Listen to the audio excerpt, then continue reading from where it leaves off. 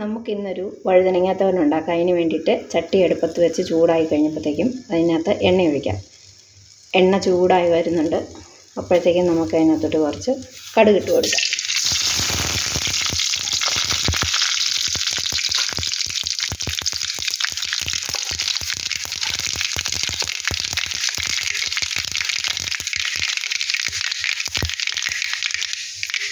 കടുകിട്ട് പൊട്ടി വന്നപ്പം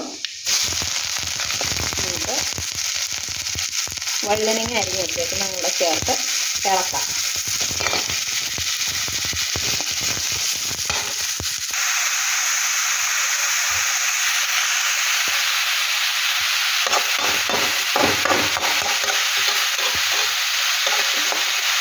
ഇളക്കി കൂട്ടി വെച്ചിട്ട് നമുക്കിത് ഇനി അടച്ച് വയ്ക്കാം.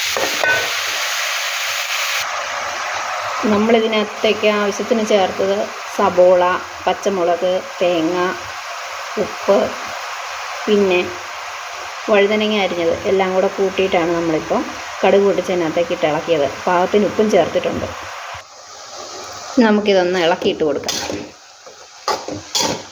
ഇതിനകത്തേക്ക് ഒരു തരി പോലും വെള്ളം ഒഴിക്കേണ്ട ആവശ്യമില്ല. വെള്ളം ഒഴിച്ചാൽ ഇത് കുഴഞ്ഞു പോവും. പിന്നെ അത്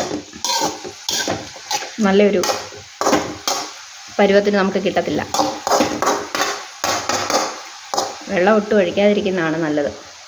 ഇനി നമുക്കൊന്നും കൂടി ഇത് അടച്ചു വയ്ക്കാം.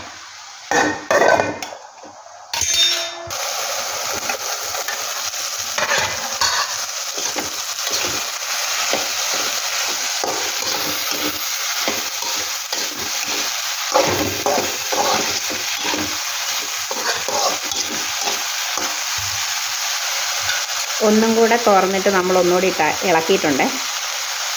ഇനി വെള്ളം വറ്റി കഴിയുമ്പോൾ ഒന്ന് ഇളക്കിയിട്ടാൽ മതി. അപ്പോൾ നമ്മുടെ തോരൻ റെഡിയാവും. അങ്ങനെ നമ്മുടെ തോരൻ റെഡി ആയിട്ടുണ്ട്.